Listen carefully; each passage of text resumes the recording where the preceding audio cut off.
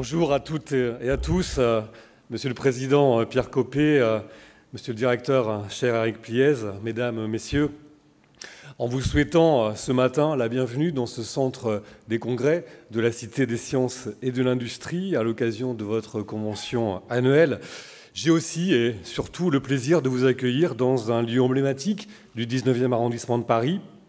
cet arrondissement qui porte, sachez-le, avec fierté, une part de l'identité populaire de Paris, cet arrondissement qui témoigne tous les jours de la nécessité, de la capacité, mais aussi de la volonté de Paris, inscrite dans le réseau des grandes métropoles du monde, de reconnaître toute leur place à celles et ceux qui peinent à se frayer un chemin dans les dédales de notre modernité souvent brutale, dans les désordres de ce monde, toujours violent, et dans les déboires de nos vies, parfois chaotiques. Bienvenue donc à votre force collective, pacifique et bienveillante, que vous constituez tous ensemble au sein d'Aurore. Cette convention, vous l'avez compris, va vous permettre d'abord de vous retrouver, et je crois que c'est un temps d'échange et de dialogue important, de vous retrouver pour nourrir votre nouveau projet associatif. Et je veux saluer l'originalité de cette démarche de co-construction qui dit, je crois, quelque chose d'important de ce que vous êtes ensemble, en associant salariés, bénévoles et résidents, personnes accueillies. Oui, cette idée, cette conviction que chacun ici, quelle que soit la nature de son engagement ou de son inscription dans votre projet, a quelque chose à apporter à votre ambition partagée. Et oui, cette idée-là est profondément moderne et vous donne indiscutablement une force supplémentaire. Cette force, vous la puisez bien sûr d'abord dans les valeurs qui forgent votre déjà longue histoire. Solidarité, humanisme, inconditionnalité de l'accueil, globalité de l'accompagnement, laïcité. Depuis 1871, c'est-à-dire depuis 145 ans, Aurore porte la promesse, l'exigence et l'espoir du jour qui se lève, du ciel qui s'éclaircit, de l'horizon qui se dégage. Quel nom magnifique! Et vous mesurez toutes et tous ici à quel point chaque matin est une nouvelle urgence, un nouveau défi. Héberger, soigner, accompagner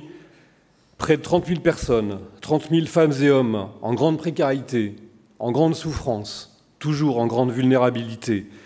les mobiliser, les remobiliser autour d'une démarche de réinsertion sociale et professionnelle, dans un projet aussi de reconstruction personnelle. Oui, vos missions, celles que vous vous donnez, celles que nous, pouvoirs publics, vous donnons, et ici comme ailleurs en France, et peut-être ici davantage encore qu'ailleurs en France ou qu'en région,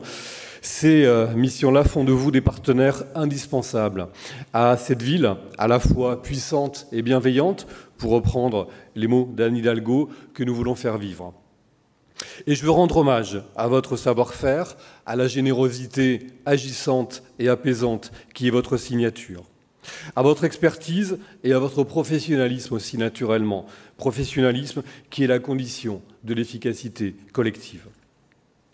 Je veux enfin rapidement et simplement témoigner des partenariats que nous avons noués ensemble, ici, notamment dans le 19e arrondissement, et vous exprimer très sincèrement notre gratitude et notre reconnaissance pour votre implication dans les multiples défis que nous devons relever.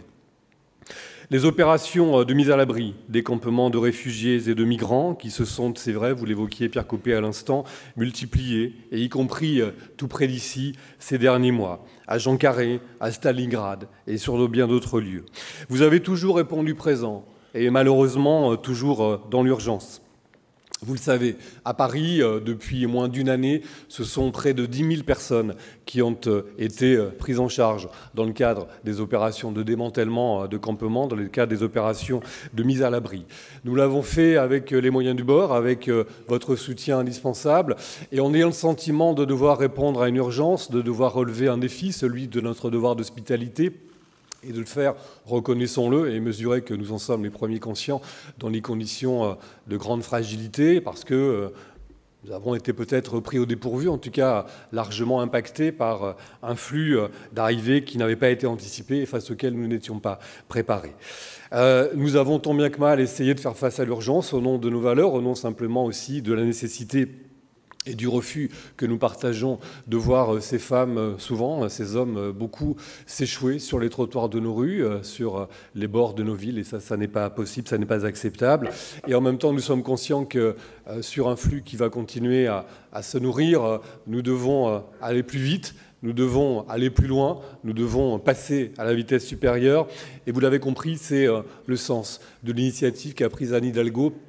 en faisant la proposition et en se mettant en situation de pouvoir ouvrir à Paris, dès que possible, dans les prochaines semaines sans doute, un campement humanitaire aux normes du HCR, parce qu'il faut que ce sas-là, qui permette de prendre en charge dès leur arrivée sur le territoire local les personnes qui en ont besoin pour se construire un projet de vie pour celles d'entre elles qui souhaiteront le faire ici parmi nous, pour préparer la suite pour ceux qui ont d'autres objectifs et d'autres étapes à préparer. Tout ceci doit s'organiser. Et moi, je suis convaincu, et dans le rôle modeste qu'est le mien, j'essaie d'y être utile, que la solidarité est un devoir. C'est plus qu'un devoir, c'est quelque chose que nous devons porter avec fierté. Mais je crois, et ce n'est pas à vous que je vais l'apprendre, que la solidarité et l'accueil des plus fragiles, eh bien, ça doit s'organiser. Et je ne suis pas de ceux qui souhaitent la multiplication de campements sauvages, de squats plus ou moins épouvantables. On a connu Jean Carré, j'ai connu Jean Carré, je sais ce que c'est, j'ai pas envie de revoir la même chose. Des centaines, des milliers de personnes qui s'entassent avec tout ce que ça implique de violence entre les personnes, de précarité totale, de dénuement dans des lieux qui n'ont jamais été conçus pour accueillir dans des conditions décentes, simplement décentes, des personnes déjà fragilisées par leur parcours de vie. Ça ne peut pas être notre horizon. Mais si nous voulons que ce ne soit pas notre horizon, nous devons en dessiner et en ouvrir d'autres. Et c'est bien l'enjeu de ce que nous avons à faire ensemble. Et je sais que Emmanuel Kotz, qui vous saluera en fin d'après-midi, est très engagé dans la responsabilité gouvernementale qui est désormais la sienne sur ce combat, et qu'avec Anne Hidalgo, nous partageons tous ensemble le même constat. Je veux aussi saluer votre présence avenue de Flandre, à 2 pas d'ici, avec l'accueil des jeunes migrants qui a longtemps été organisé sur ce site, où se tiennent maintenant des formations linguistiques pour mineurs étrangers isolés dans le cadre de Pangea, et le pôle projet professionnel pour les 16-25 ans. Et puis je veux citer, vous l'avez évoqué, Pierre Copé à l'instant, j'étais à vos côtés il y a peu pour l'inauguration, place des Fêtes, de ce pôle d'hébergement d'usagers de drogue atteints de pathologies liées à leur addiction et qui ont besoin d'un hébergement stabilisé et d'un accompagnement pour pouvoir embrasser un parcours de soins indispensable, et qui trouvent cet hébergement stabilisé et cet accompagnement dans le petit immeuble qu'en effet nous avons mis à votre disposition tout près de Jean Carré. À l'époque, Jean Carré était autre chose, c'était un ancien lycée hôtelier, c'est devenu un centre d'hébergement d'urgence géré par vos collègues d'Emmaüs Solidarité. Bon, mais en l'occurrence, ça ne pose pas de difficultés particulières. Et j'ai pu rencontrer et dialoguer avec ces hommes qui ont besoin de ressentir la confiance de vos éducateurs pour reprendre confiance en eux-mêmes, et qui ont aussi besoin de votre bienveillance pour retrouver l'estime d'eux-mêmes. Alors finalement, de quoi Aurore est-il le nom ? Je crois que vous ne désespérez jamais de notre humanité commune, de la force de vie qui subsiste en chaque être humain malgré les épreuves, de la soif aussi de dignité qui nous fait tenir debout, même et surtout dans l'adversité.